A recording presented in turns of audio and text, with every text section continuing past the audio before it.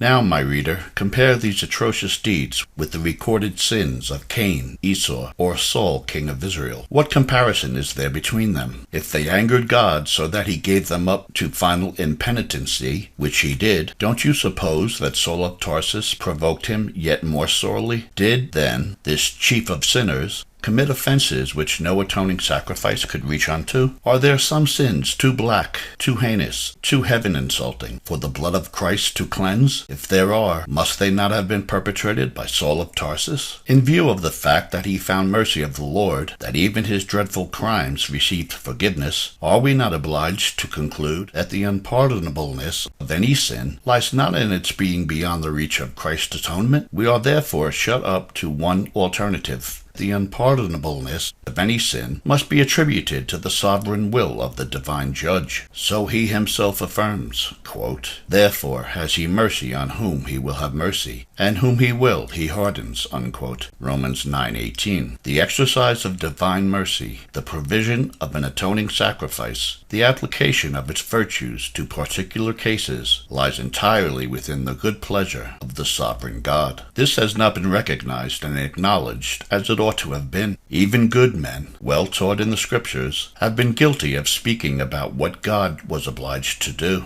and what he could not do. The fact that Scripture repeatedly affirms that, quote, "with God all things are possible," unquote, should curb us from limiting the Holy One of Israel, even in our thoughts. Talk not of impossibilities in the presence of him who is both omnipotent and omniscient. There is only one thing which God cannot do. We stoop not to such absurdities as to whether he can make 2 and 2 equal 5, and that is, act contrary to his own infinite perfections. And therein lies his ineffable uniqueness. God cannot lie. God cannot deny himself. God cannot be tempted with evil. And why not? Because he, and he alone, is immutable. Apart from acting contrary to his own perfections, God can do anything and everything he pleases. He is under no restraint whatever. His actions are circumscribed or constrained neither by his nature, his law, or the good of the universe, but are regulated solely by his own imperial will. The only reason why there is a universe is because God was pleased to will it into existence. The only reason there was a law given by God to his creatures is because it pleased him to enact one. True, having given the law, God now deals with his creatures according to its requirements. But there could have been no reason outside himself why, in the first instance, he purposed to place his creatures under law, and therefore his will must be the sole source of it.